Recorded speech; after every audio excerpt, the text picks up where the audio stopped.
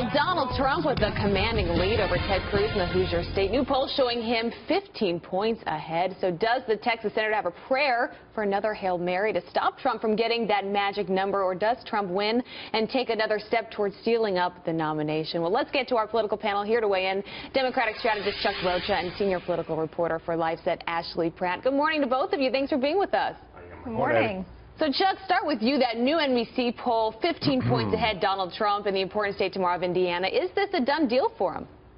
I think so. I think Cruz and Kasich are two small children just throwing rocks at a train as it goes by. And also last night, I'll remind you that Luke Bryan, our good friend who sings that good country music, sings about hunting and fishing. There's a lot of people in Indiana and in West Virginia, in states that come up, that love them some hunting and fishing. And guess who they are voting for right now? Donald Trump. It's going to be hard for them to stop him as he's going. And even if they don't even get to the magic number, say he's just a few short, there's no way they will contest him if he goes into that thing with all of those delegates and the lead. Interesting. Well, Ashley, I mean, Cruz is pulling out all the stops here, right? An endorsement from Governor Mike Pence announcing his running mate earlier than many people expected with Carly Fiorina.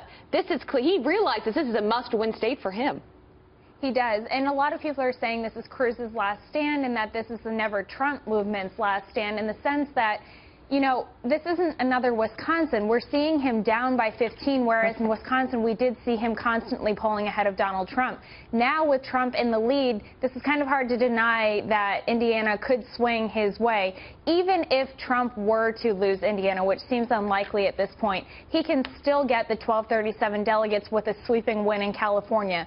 So this Cruz-Kasich plan that was announced, it really doesn't seem to be working in any way to stop him from getting the necessary delegates. And a lot of voters in Indiana, Anna, actually hate the Cruz-Kasich plan. So that will actually probably backfire against them there. Yeah, it seemed like it could backfire. And there's also a race on the Democratic side still going on. Clinton and Sanders, they're neck and neck in Indiana. The question is, who has the momentum to win after a series of losses and staff cuts? Is it time for Sanders to support Clinton? I mean, Chuck, we're hearing Sanders doubling down on his delegates, telling them to stay strong with him, to come out and support him still.